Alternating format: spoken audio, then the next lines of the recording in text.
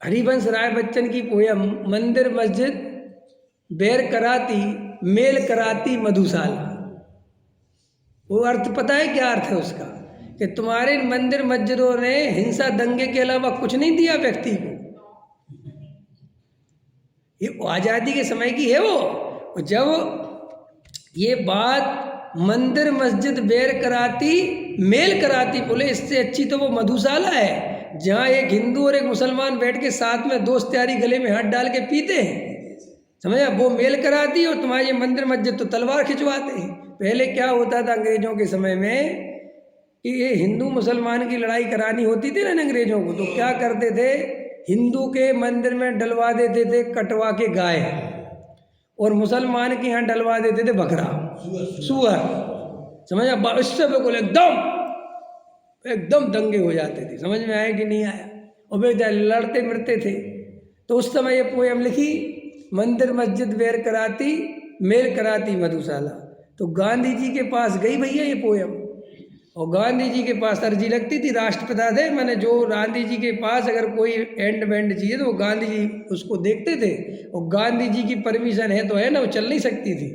तो गांधी जी ने देखी तो उन लोगों ने तो सोचा कि गांधी जी वोट डांटेंगे, नहीं समझे, बहुत स्थिति खराब होने वाली है। वो नए युवक थे उस समय तो हरिवंश राय बच्चन, उनने कहा क्या है, बोले देखो सभी लाइन देखो मंदिर मस्जिद बैर कराती।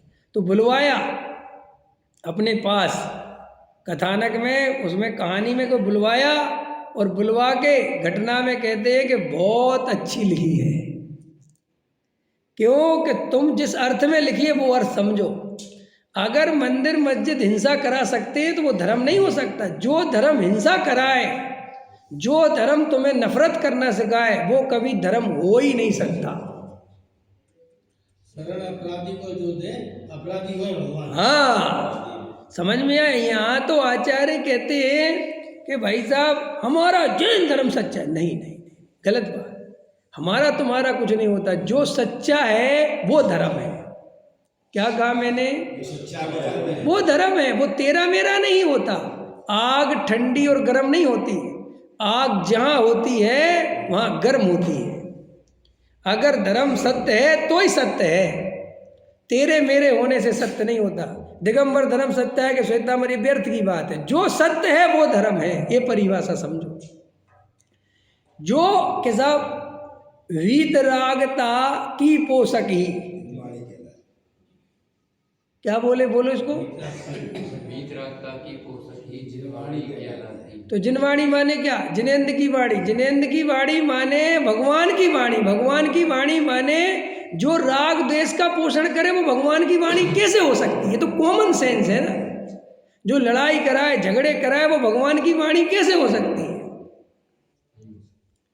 आपको पता है इस्लाम शब्द का अर्थ क्या होता है?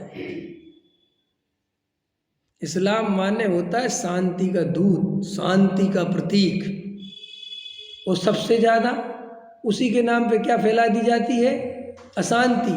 तो वो शांति और अशांति का भेद नहीं समझ पाए तुमने। वस्तु जैसे अपन कहते वीतरागता की पोषक ही, जैन धर्म काय का पोषण है, और अपन ने उस वीतरागता के नाम पर बोलियां और पद और प्रतिष्ठा और मंच और माला और माइक, तो ये भगवान ने बताया था ये सब करने के लिए। ये भगवान का उपदेश है, मंच माला माइक।